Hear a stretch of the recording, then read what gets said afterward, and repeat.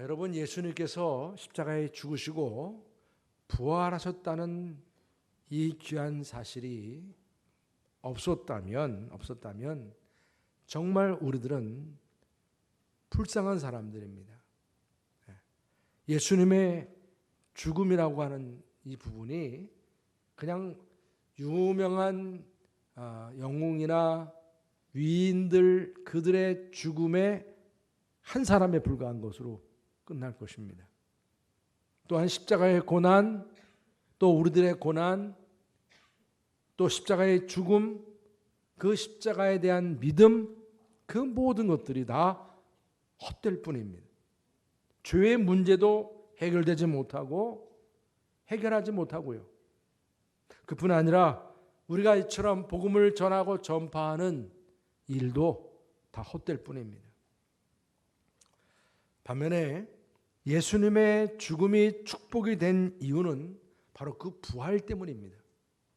여러분, 예수님께서 부활하심으로 인해서 우리의 모든 인생이 저주에서 축복으로 변화되었습니다. 죄로부터 자유해졌습니다. 여러분, 또한 우리의 모든 삶에 어떤 멸망의 길이 구원의 길로 바뀌었어요. 실패가 성공으로 바뀌게 되는 축복이 예수님의 부활로 주어졌음을 믿으시길 바랍니다. 그래서 우리가 그리스도인이라 그러면 이 그리스도인이라고 하는 정체성 자체가 예수님의 부활을 믿는 데서부터 시작이 된 것입니다. 초대교회 당시에 하나님만을 믿었던 유대인들과 이제 그 믿음의 노선이 바뀌어지게 된 가장 결정적인 이유는 예수님 그분의 부활하심과 또 예수님을 중심으로 모여지는 교회로 인해서 이제 시작이 된 거예요. 그렇기 때문에 예수님의 부활을 믿지 않는 그리스도인은 있을 수 없습니다. 그래서 여러분들의 마음속에 아직도 그 믿음이 차지 않았으면 이제 부활의 믿음이 보다 더 견실해지도록 여러분들 더욱더 최선을 다할 수 있기를 축복합니다. 그 믿음의 장성한 분량이라고 그랬으니까요. 그래서 이 예수님의 그 부활하심, 그분의 십자가의 죽으심은 2000년 전에 이례적인 사건이 아닙니다. 그것도 이례적인 사건으로 그냥 끝나버렸다면 그것도 또한 우리들에겐 너무나 참 불쌍한 일입니다. 그래서 어떻게 보면 지금 우리가 사는 이 세상 속에서는 그저 단순히 이례적이었다 그러면 나사로가 죽었다가 살아났 이야기와는 다를 바가 없는 거예요. 다를 바가 없는 겁니다. 주님의 부활은 예수님의 십자가의 죽음과 함께 세세토록이라고 그랬어요. 영원토록이라고 그랬습니다. 세상 끝날까지 초대교회에서부터 지금까지만 아니라 앞으로 다음 세대까지 예수님의 십자가의 죽으심과 그분의 부활하심은 영향력이 있을 것이고 끝까지 이제 그 주님의 부활하심은 역사하는 그런 능력이 됨을 믿으시길 바랍니다. 우리 예수님께서 부활하셔서 그분은 바로 승천하지 않으셨어요. 그래서 이 제자들이나 그 예수님을 이제 따르던 이들이 얼마나 참 그들의 믿음이 무너졌을까, 이걸 주님도 너무 잘 아셨어요. 그래서 40일 동안 주님께서는요 이 땅에 계셨어요. 근데 여러분, 부활의 역사를 이루셨으니까 얼마나 놀라운 기적이에요. 그러면 여러분 생각해 보세요. 얼마나 놀라운 일이에요. 빅뉴스감 아니겠어요. 그러면 이렇게 부활했으니까 짠 나타나셔가지고 나를 십자가에 못 박은 그런 이들이 누구냐, 이거 누구냐.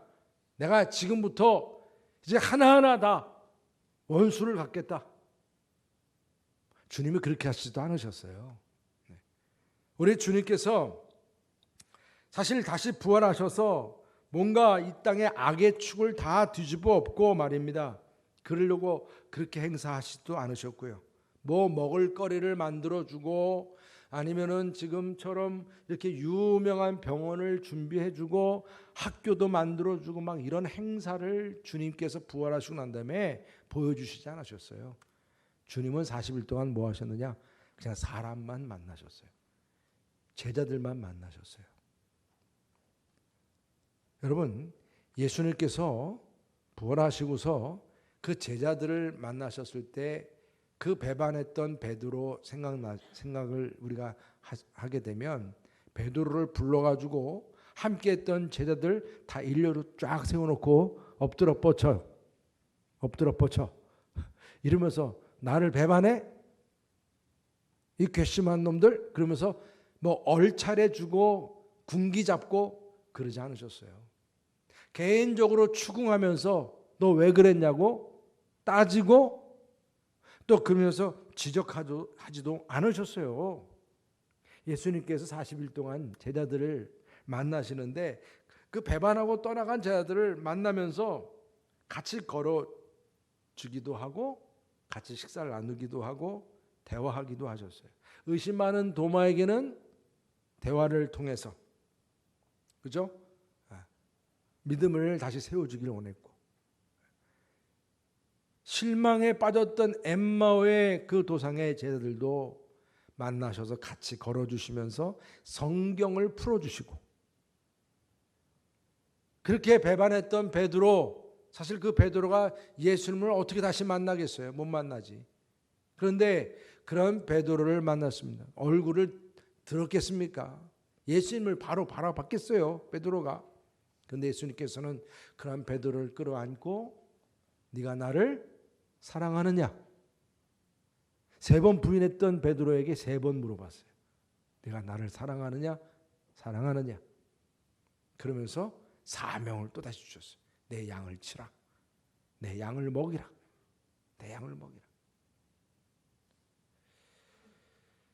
여러분 개인적으로도 만나시고 또 전체 우리의 제자들 함께 모여있는 자리도 오시고 생선도 구워주시고 여러분 우리 주님은 이렇게 이제 부활하시고 나서 사람들을 만나시고 그 사람들을 세워주는 역할을 감당하셨는데 여러분들 역시 마찬가지입니다. 우리들의 사역의 중심은 어떤 일을 많이 하느냐가 중요한 것이 아니라 오늘 예수님처럼 사람을 세우고 만나면서 그들이 다시금 그 믿음이 세워지도록 하는 일, 이 일이 매우 중요하다는 사실을 깨닫게 됩니다. 여러분 제자들은 이제 이 부활의 주님을 어떻게 만났습니까? 바로 그 갈릴리 산에 11제자가 모였어요. 오늘 16절 17절 말씀을 다시 한번 읽어보겠습니다. 시작. 11제자가 갈릴리에 가서 예수께서 지시하신 산에 이르러 예수를 배웠고 경배하나 아직도 의심하는 사람들이 있더라. 11제자가 모였는데 원래 12제자예요. 한 명은 어디 갔죠? 한 명 어디 갔어요? 가룟 유다 자살했습니다. 여러분 이 제자 12명을 예수님이 그렇게 훈련시켜도 이렇게 참 가룟 유다 같은 사람이 나와요. 근데 왜 갈릴리로 가라고 하셨을까? 천사도 그렇게 얘기했고 예수님도 그렇게 얘기를 했어요. 아니 이 화려한 도시 예루살렘을 두고 말입니다. 최소한 성전을 개혁하고 말입니다. 이제 부활하셨으니까 새롭게 세울 성전 프로젝트를 우리 예수님께서 이루려면 예루살렘에 모여라. 예루살렘 성전에 모여라 이거예요. 깃발 들고 모여라. 이젠 성전을 다 뒤지고 엎고 다 새롭게 개혁하자. 뭐 이렇게 한번 부활하신 예수님이 말씀하실 수도 있을 텐데 그건 관심이 없으시고 오늘 말씀 가운데 보니까 그렇게 참 말 그대로 그 시골이죠. 이방인들이 섞여 살던 그 갈릴리 지역 뭐 어떤 가치도 없는 동네예요. 그런데 그러한 갈릴리 그 산에 그것도 제자들만 주님이 만나셨어요. 부활하시고 나서. 자, 여러분을 생각해 보면 이 부활하신 예수님이 더 큰 일도 할 수 있을 텐데도 이렇게 제자들만 이렇게 참 조용히 만나셨어요. 갈릴리는 제자들에게 있어서는 고향입니다. 생계를 누리던 곳입니다. 그곳에서 예수님을 만났어요. 그곳에서 예수님의 부름을 받았습니다. 그래서 제자 생활을 했던 거예요. 산상수훈도 그곳에서 있었습니다. 예수님은 제자들의 그 상처를 너무나 잘 아셨어요. 예수님 십자가를 지실 때 그들이 뿔뿔이 흩어지고 심지어는 배반까지 하고 말입니다. 그런 모습 주님은 누구보다 더 잘 알아요. 그래서 그들의 상처, 그들의 문제를 먼저 해결 짓도록 말입니다. 치유받도록 말입니다. 그래서 첫 신앙의 자리인 갈릴리로 가게 하신 거예요. 주님은 지금도 우리들에게 말입니다. 부활의 주님을 만나기 위해서 첫 신앙의 자리로 돌아오라고 말씀하십니다. 너무 멀리 떨어져 있는 우리들의 신앙생활이 다시 회복되도록 말입니다. 그 은혜의 자리, 주님을 만났던 그 자리 말입니다. 저는 우리 여름을 교회가 여러분들이 저 함께 예배를 드리고 서로 성도의 교제를 나누고 우리가 함께하는 이 자리가 말입니다. 하나님께서 야곱에게 베델로 올라가라 이 말씀 주셨던 것처럼 우리의 모든 상처와 우리의 모든 문제를 해결받게 하는 은혜의 자리, 바로 갈릴리의 그런 처소가 될 수 있기를 주님의 이름으로 축복합니다. 그리고 또한 오늘 이 제자들은 이제 그 예수님을 뵙고 나서 경배를 했습니다. 오늘 말씀 가운데 보면 빈 무덤에서 여인들이 그렇게 했죠. 빈 무덤에서 여인들이 예수님을 처음 목격을 하고 부활하신 그 주님의 발을 붙잡고 경배를 했다 말씀합니다. 이제 부활하신 예수님은 더 이상 이 제자들과 함께 그동안 지냈던 그런 인간 예수가 아니었어요. 경배의 대상이었어요. 우리가 금요기도회 때 요한계시록 말씀을 같이 나누고 있는데 이번 우리 금요기도회 때 같이 나눴던 말씀에서 사도 요한도 부활의 주님의 얼굴을 뵙고 그 발 앞에 엎드렸다 그랬어요. 죽은 자 같이 되었다라고 말씀했습니다. 우리 1장 17, 18절 다 함께 읽어보겠습니다. 시작. 내가 볼 때에 그의 발 앞에 엎드러져 죽은 자 같이 되매 그가 오른손을 내게 얹고 이르시되 두려워하지 말라. 나는 처음이요 마지막이니 곧 살아있는 자라. 내가 전에 죽었었노라. 볼지어다 이제 세세토록 살아있어 사망과 음부의 열쇠를 가졌노니. 여러분 지금 이 제자들 역시 사도 요한이 그렇게 엎드려서 죽은 자같이 되었던 것처럼 주님 앞에 죽은 자처럼 엎드러져서 죽은 자 가운데서 살아나신 그 예수님을 이제 하나님으로 경배하는 모습을 보이게 된 거예요. 사망과 음부의 열쇠를 쥔 자요, 그 부활하신 주님 앞에 말입니다. 여러분 우리의 예배가 그렇습니다. 여러분 우리의 예배가 부활하신 주님 앞에 이처럼 사망과 음부의 열쇠를 가지신 부활의 주님 앞에 세세토록 엎드려서 죽은 자처럼 경배하는 자, 바로 그러한 경배하는 저와 여러분들이 될 수 있기를 축복합니다. 그리고 바로 이러한 제자들이 지금 경배를 하고 있고 예수님 그 부활하신 주님을 만나고 있는데 오늘 뭐라고 말씀하세요? 그들 가운데 의심하는 자들도 있더라. 아니 여기 지금 몇 명이 있는 거예요? 11명. 근데 그들이 지금 누구를 보고 있어요? 부활하신 주님을 보고 있다니까요. 그런데도 이들 가운데 부활의 주님에 대해서 의심하는 사람들입니다. 한 사람이 아니에요. 의심하는 사람들이 있더라 그랬습니다. 아니 어떻게 여러분 지금 주님을 앞에 보고 있음에도 불구하고 의심할 수가 있어요? 우리 주님은 이걸 잘 이해하세요. 아브라함도 본토 친척 아비 집을 떠나 내가 지시할 땅으로 가라 이 명령을 받고 이제 그에게 그 노년에 너에게 약속의 자녀를 줄 것이다. 이삭에 대한 약속을 받았어요. 근데 아이가 태어나지 않아요. 그래서 아브라함의 마음에 뭐가 생겼어요? 의심이 생겼어요. 의심이. 그래서 그 의심 때문에 자기 방법대로 아이를 낳았어요. 그 이스마엘이 육의 자식입니다. 여러분 아무리 예수님의 제자라고 할지라도 지금 예수님과 함께 있다 할지라도 그 의심이라고 하는 것이 떠나지 않았다는 거예요.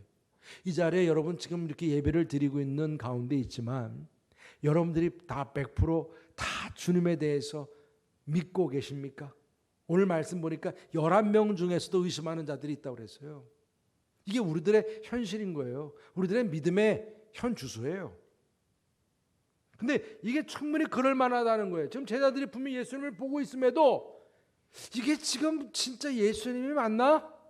그럴 만한 거예요. 왜?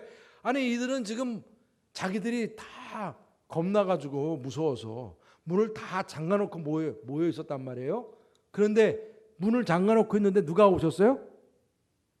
아, 여러분들 지금 모르세요? 그 얘기?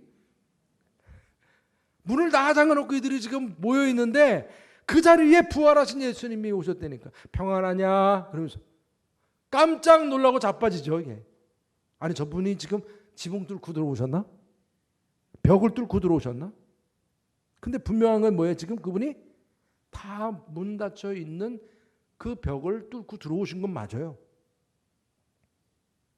아니 저분이 진짜 예수님이야? 우리가 단체로 지금 정신 나간 거 아니야? 단체로 꿈꾸고 있는 거 아니야? 그럴 만하죠. 그런 예수님이 또 어떻게 해요? 쟤들 다 모아놓고 야 우리 같이 밥 먹자. 고기 구워서 같이 먹고 드시는 거예요. 아니 아예 영이면 먹는 것도 먹지 말아야지. 같이 먹어요. 배고프다고. 여러분 근데 그러한 예수님이 또 그 의심 많은 도마에게는 야 내 옆구리 만져봐. 이렇게 말씀하세요. 그런 예수님이 승천하셨어요. 그러니 여러분 생각해 보십시오. 지금 예수님을 보고 있어도 이게 진짜 예수님인지 아닌지 의심을 하게끔 돼 있다는 거예요. 이걸 주님이 이것도 아시죠. 생각해 보십시오. 왜? 분명한 거는 예수님이 지금 부활하시고 나서 예수님의 모습과 부활하기 전에 예수님의 모습은 분명히 다른 거예요. 달라요. 그래서 이런 우리 이 부활 후에 예수님을 우리가 뭐라고 얘기합니까? 그분의 몸은 부활의 몸이라고 얘기합니다. 부활의 몸. 그 부활의 몸이에요. 그러니까 어떻게 보면 정말 우리가 이해할 수 없고 의심할 수밖에 없는 부분이 있는 거예요. 어떻게 그럴 수 있을까?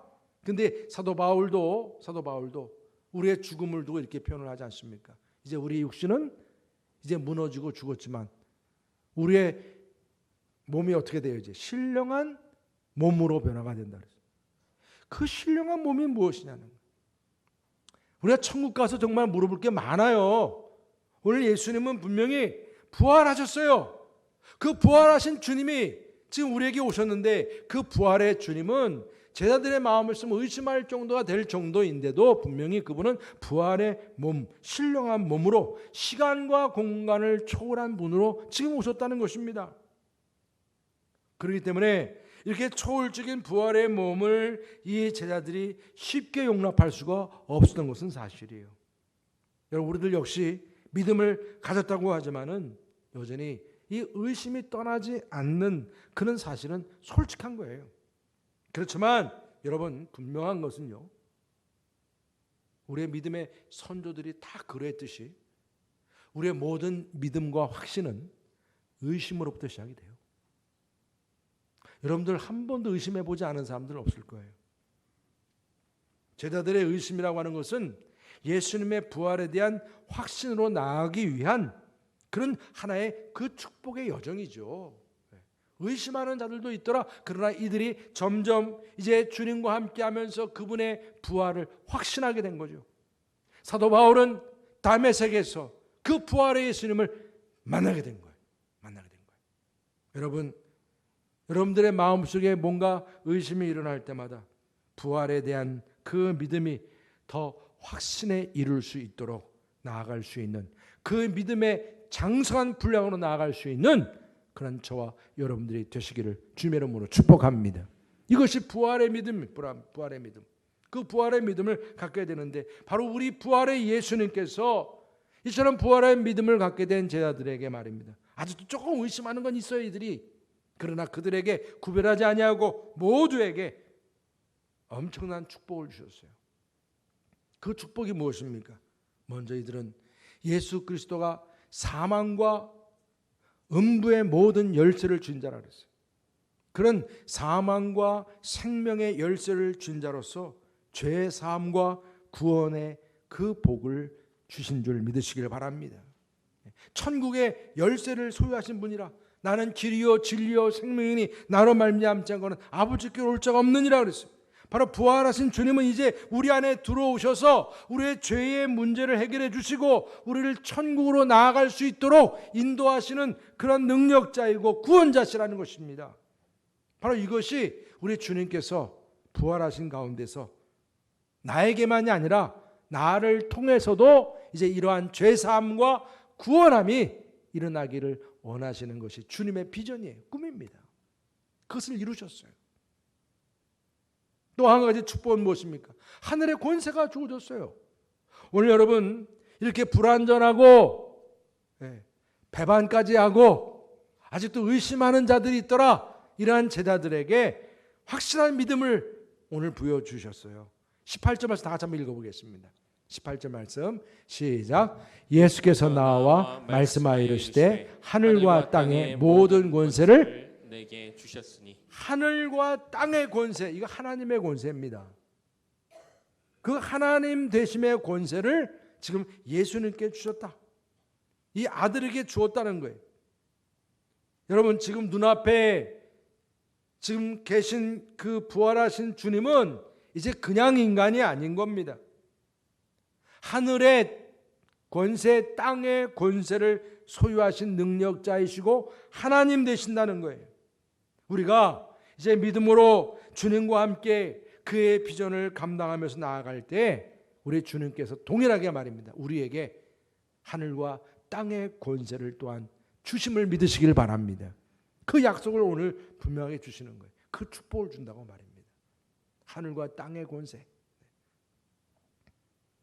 그뿐이 아닙니다. 이제 우리에게 이 죄사함과 구원과 그리고 하늘과 땅의 권세만이 아니라 이제 이 하나님의 나라를 위해서 새로운 사명도 주셨어요. 그러니까 여러분 우리에게 있어서 이 사명이라고 하는 것은 그냥 주어지는 게 아니라 바로 이 부활하신 주님을 만난 우리들에게 주어지는 사명입니다.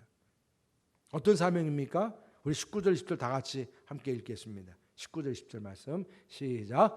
그러므로 너희는 가서 모든 민족을 제자로 삼아 아버지와 아들과 성령의 이름으로 세례를 베풀고 내가 너에게 분부한 모든 것을 가르쳐 지키게 하라. 볼지어다 내가 세상 끝날까지 너희와 항상 함께 있으리라 하시니라. 아멘. 여러분 구원 받으셨습니까? 구원의 확신 있으십니까? 여러분 이제 천국 갈 확신 있으십니까?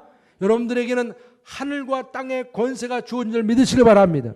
그럴 때 우리에게 주어지는 사명이 있다는 거예요. 오늘 분명하게 주어진 거예요. 이건 우리에게 주어진 놀라운 특권이에요. 이거 여러분 속회 식구들끼리 서로 암송 구절로 우리 속자님들 꼭 확인해 주세요. 다 만나면 꼭 암송하게 하세요. 제가 1부 때부터 다 말씀드렸어요. 너무 중요한 거예요. 너무 중요한 거예요. 그 첫 번째 오늘 이 주어진 사명이 뭐냐면 모든 민족, 그 모든 민족을 뭐로 만들라고요? 제자로 삼으라는 것입니다. 이 사명입니다. 가라는 거예요. 주님께 지금 그 말씀 주시는 거예요. 가라는 것입니다. 가라. 아브라함에게도 가라 그랬어요. 가라. 본토 칠처 아비 집을 떠나는 거예요. 가기 위해서는 떠나는 게 필요한 것이고 주님께서 가라고 한 데에는 분명한 이유가 있는 거예요. 이유가 있는 것입니다. 근데 사람들은 자꾸 안주하기를 바라는 거예요. 가라 하면 가지 않으려고 그래요. 그냥 내가 있는 곳에 안주하려고 해요. 그래서 바벨탑을 만든 거예요. 사람들은요. 하나님은 그 바벨탑을 성공적으로 만들지 못하게 하셨어요. 흩어지게 하셨습니다. 그래서 하나님은 모세에게도 가야 이스라엘 백성들이 구원받는다는 거예요. 네가 이 자리에 그냥 있어가지고는 그 일이 일어나지 않아요. 가야 한다는 거예요. 여호수아에게도 그랬어요. 여호수아에게도 약속의 땅을 얻기 위해서는 먼저 요단강으로 가라. 요단강을 건너서는 이제 가나안 땅으로 가라. 저 여리고 성으로 가라고 명하시는 거예요. 이것은 하나님께서 이미 본을 보여주셨어요. 하나님 보좌 우편에 앉아 계신 자기 독생자 아들 예수님을 어떻게 온 인류 구원을 위해서 이 낮고 천한 이 땅 인간의 그 몸을 입고 세상으로 가라. 하나님이 먼저 명령하셨어요. 우리 주님은 그 일에 순종하셨습니다. 가라. 주님께서 가라 하시는 데는 분명한 목적이 있는 거예요. 그러니까 우리가 이 말씀을 그냥 겉핥기로 들으면 안 되는 거예요. 무슨 목적이 있다는 겁니까? 아무데로 가라는 것이 아닙니다. 목적이 있는데 그것은 모든 민족을 제자로 삼으라는 데 있다는 겁니다. 모든 민족은 누굽니까? 바로 이 복음을 한 번도 들어오지 못한 미전도 종족들, 아니면 그러한 여러분들의 가족들, 친지들, 이웃들, 직장의 동료들, 그들이 복음을 한 번도 들어보지 못했어요. 그러면 그들은 다 뭐예요? 모든 민족에 포함이 되는 거예요. 아무리 같이 지내는 사랑스러운 동료라 할지라도 그 동료가 예수님 모르면 바로 이 열방, 이 모든 민족 제자로 삼아야 할 그런 대상으로 내게 명령으로 주어진 거예요. 주어진 거예요. 제자로 삼아야 한다는 거예요. 주님께서는 우리가 가서 이제 영혼들에게 정말 우리가 만나야 할 길이 되고 진리가 되고 생명이 되는 부활의 주님이 계시다. 그분을 만나게 해야 한다는 것입니다. 이를 위해서 우리 주님께서 우리를 부르시고 만나주시고 우리가 이처럼 주님을 찬양하고 경배하게 하심을 믿으시길 바랍니다. 그래서 제자를 삼는 일에 최선을 다할 수 있는 저와 여러분 되시기를 주님의 이름으로 축복합니다. 너무 중요하죠. 그 다음에 두 번째 또 어떤 사명이죠? 우리에게 주어진 축복 가운데 또 주어지는 사명입니다. 아버지와 아들과 성령의 이름으로 세례를 베풀라. 그래서 세례를 베풀라. 네. 여러분, 이 열방의 모든 민족들 가운데 이 영혼들에게 복음을 전하는 모든 족속을 제자로 삼는 일, 이것으로 끝나는 게 아니라는 거예요. 우리가 전도하는 일로 끝나는 게 아니라는 것이죠. 이제 그들에게 어떻게 해요? 예수님을 영접하게 해서 이제 아버지와 아들과 성령의 이름으로 세례를 준다고 하는 얘기는 바로 교회 공동체의 식구가 되게 한다는 거예요. 이 부분입니다. 왜냐하면 예수님께서 뭐라고 말씀하셨어요? 반석 위에 내 교회를 세우리라 그랬거든요. 주님이 세우시는 성전은 예수님께서 예루살렘에 입성하셔서 그 장사치들이 자기 욕심 때문에 그냥 왁작질거 하는 그러한 성전을 말씀하신 게 아니었어요. 여러분, 예수님께서 예루살렘의 성전에 들어가신 것은 하나님이 들어가신 거예요. 이미 400년 전에 이스라엘 땅에서는 우상 숭배하는 이들 때문에 성전에서 이미 하나님이 떠나가 버렸다니까요. 여러분, 예레미야서나 에스겔서 말씀 보세요. 하나님은 떠나셨어요. 성전에서. 제2성전이라고 우리가 학개서를 통해서 정말 성전을 세웠다고 하지만은 그 성전은 지성소도 없었어요. 400년 동안 침묵했던 그런 가운데서 하나님께서 이 땅에 아기 예수님을 탄생시키고 하나님이 땅에 오시게 하시고 그 하나님이 드디어 떠났던 성전에 들어오셨던 거예요. 그런데 사람들은 그러한 하나님을 알아보지도 못하고 자기 일에만 바빠가지고 장사만 하고 있었어요. 하나님이신 예수님이 그걸 다 뒤집어 엎으셨던 거죠. 다시는 내가 이곳에 안 온다는 거예요. 여러분, 그리고 예수님께서 말씀하신 거예요. 이제는 아버지와 아들과 성령의 이름으로 세례를 받은 사람들이 교회를 다시 세우는 거예요. 이게 주님의 교회인 것입니다. 주님이 기뻐하시는 교회를 새롭게 세우는 거예요. 새로운 언약이에요. 여러분, 이제부터 새로운 언약의 주인 되시는 예수님께서 베푸시는 그 구원과 세례를 통해서 저는 우리 여름물교회도 세워졌지만 우리 여름물교회도 그러한 주님께서 기뻐하시는 아버지와 아들과 성령의 이름으로 세례를 베풀고 그런 가운데서 부흥하는 복된 교회 되시기를 주님의 이름으로 축복합니다. 저는 우리 교육자들이 그랬어요. 내년도에 올해 이 부활절 때 세례가 너무 우리가 없었어요. 내년도에는 정말 우리가 최선을 다해서 세례를 많이 받을 수 있도록 성경적으로 말입니다. 이건 우리 성경이 명령하는 것이니까 세례를 많이 받을 수 있도록 최선을 다하자고 그랬습니다. 교회가 이제 교회에 다와지도록 말입니다. 우리 여러분 교회가 이제 세례자들이 많아지고 많은 분들이 세례를 받는 데 있어서 여러분들이 모든 민족을 제자로 삼는 일에 충성할 수 있기를 주님의 이름으로 축복합니다. 그럼 마지막으로 뭐라고 말씀하세요? 주님께서 분부한 모든 것을 가르쳐 지키게 하라. 가르쳐 지키게 하라. 모든 민족을 제자로 삼았어요. 그 영혼을 참 귀하게 섬겨서 전도했어요. 그리고 이제 그 영혼이 어떻게 해요? 교회로 와서 세례까지 받게 했어요. 이것으로 끝나는 게 아니라는 것입니다. 이것이 예수님의 비전이 끝이 아니에요. 주님의 비전의 끝은 또한 그들을 이제 어떻게 해요? 배우고 가르치고 배우고 이룰 수 있게끔 만들라는 거예요. 이게 주님의 비전이에요. 우리 주님께서는 영혼들을 제자 삼고 그들을 세례를 베풀어서 교회가 이제 교회 멤버가 되었을 때 그들을 또 계속 훈련시키면서 가르쳐 지키게 하라는 것이 주님의 비전인 거예요. 사명인 것입니다. 우리에게 주어진 사명입니다. 갈릴리 동산에서 11명 제자들에게 오늘 지금 이 귀한 명령을 주셨는데 여러분 궁금하지 않으세요? 어떻게 11명 제자들에게 주신 주님의 말씀이 이 사명이 지금 이 강단에서 저와 여러분들에게까지 전달이 됐습니까? 아니 성경에 써 있으니까 당연히 이렇게 전달된 거 아니야? 여러분 그렇게 생각하시면 안 되죠. 어떻게 11명의 그들에게 주어진 예수님의 말씀이 지금 이 자리에까지 이렇게 우리에게 전달됐나요? 모든 민족을 제자로 삼으라. 또 아버지와 아들과 성령의 이름으로 세례를 베풀라. 내가 분부한 모든 것을 가르쳐 지키게 하라. 이 명령을 받은 그 주님의 제자들, 그들이 순종했기 때문인 거예요. 순종했기 때문에, 이 말씀대로 순종했기 때문에 지금 우리들에게까지 이 귀한 사명이 전달된 줄 믿으시길 바랍니다. 여러분 양육이라고 하는 것이 얼마나 중요합니까? 아기를 낳아놓고 양육 안 하고요, 그냥 쓰레기에 버린 그런 이야기들 TV에서 많이 봐요.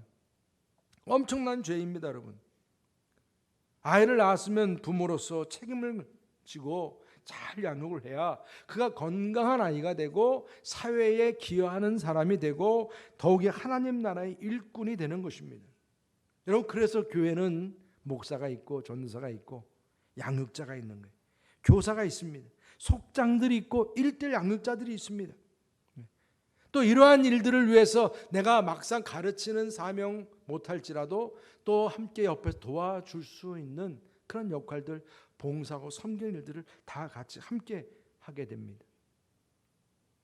여러분 교회에서 진행되는 모든 교회학교나 제자훈련이나 1:1 양육이나 속회 모임이나 이런 모든 일들이 다 뭡니까? 제자를 삼고 이들이 성숙한 믿음의 일꾼으로 세워주기 위한 주님의 사명을 감당하는 귀한 그릇들입니다.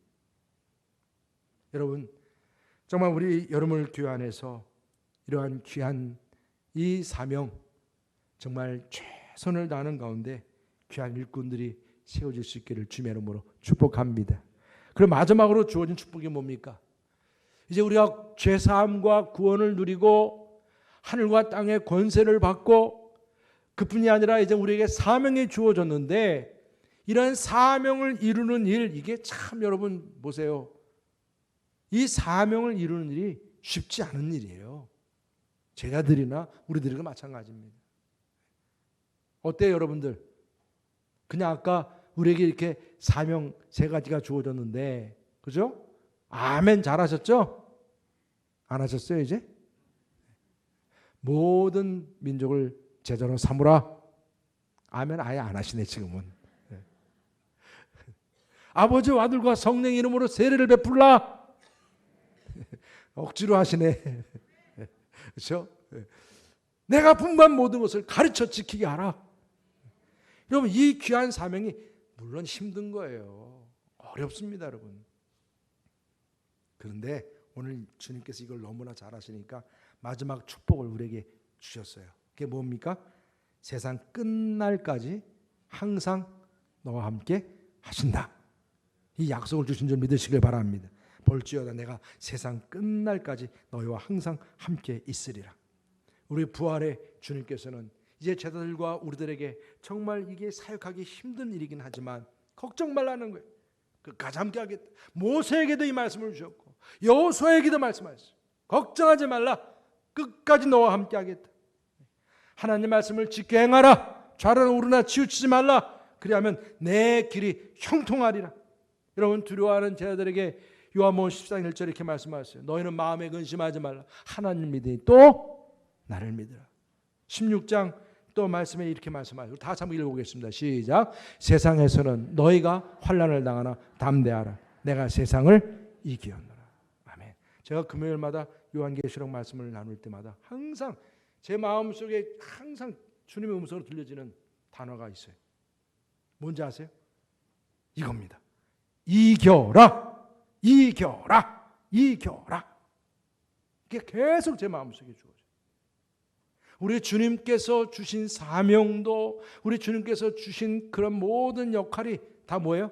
패배가 아니라 승리를 위해 주십니다. 이 승리를 위해서 내가 너와 함께 끝까지 함께 하겠다.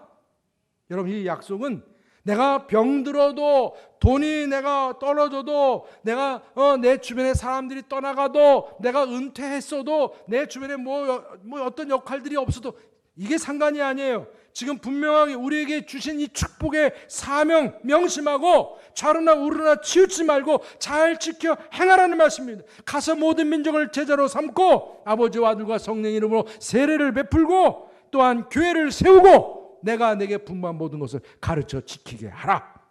그러면 이 일에 충성하게 될 때에 우리 주님께서 끝까지 나와 함께 하신다는 것입니다. 여러분 모든 민족을 제자로 삼으라는 사명, 오늘 주님께서 함께 하신다고 하는 그 분명한 약속을 여러분들이 받습니다. 어떤 상황이 올지라도 주님이 나와 함께 하시고 이겨라 이겨라 용기 주시고 말입니다. 이런 믿음 가지고 담대하게 여러분 주어진 사명 감당할 수 있는 저런 되시기를 주님의 이름으로 축복합니다. 할렐루야. 오늘 이 시간 나같이 갈릴리 마을 그 숲속에서 함께 찬양하시겠습니다. 갈릴리 마을 그 숲속에서 주님 11제자의 오늘 말씀 생각하시면서 찬양합니다. 갈릴리 마을 그 숲속에서 주님 그 11제자 다시 만나시사 마지막 그들에게 말씀하시기를 너희들은 가라 저 세상으로 가서 제자 삼으라 세상 모든 사람들을 세상 모든 영혼이 내게 달렸나니 가서 제자 삼으라 나의 길을 가르치라 내가 너희와 항상 함께 하리라. 갈릴리 마을 갈릴리 마을 숲속에서 주님 그 11제자 다시 만나시사 마지막 그들에게 말씀하시기를 너희들은 가라 저 세상으로 가서 제자 삼으라 세상 모든 사람들을 세상 모든 영혼이 내게 달렸나니 가서 제자 삼으라 나의 길을 가르치라 내가 너희와 항상 함께 하리라. 가서 제자 삼으라 세상 모든 사람들을 세상 모든 영혼이 내게 달렸나니 가서 제자 삼으라 나의 길을 가르치라 내가 항상 함께하리라. 우리가 매일 전도를 지금 하고 있습니다. 그리고 우리가 이제 속회 초청잔치도 다 여러분들 우리가 이제 제자를 삼으라고 하는 그 귀한 일을 여러분들이 감당하도록 저는 우리 전 성도님들이 말입니다. 한 명이 한 명 이상 제자를 삼고 전도하기를 기도하고 있거든요. 그래서 속회 초청잔치가 그런 면에서 도와주는 징검다리이고 새생명 초청잔치가 또 그런 면에서 징검다리입니다. 우리 모두가 함께 이제 올 한 해에 꼭 내가 한 사람 이상 제자 삼고 전도해서 정말 하나님의 귀한 사명 감당하는 축복을 누리겠다고 결단하시기를 주님의 이름으로 축원합니다. 옆에 분들과 서로 같이 결단하시죠. 우리 모든 민족을 제자 삼읍시다. 서로 같이 우리 사명선언에 우리 교회에 같이 축복하시기 바랍니다. 모든 족속을 제자 삼읍시다. 할렐루야.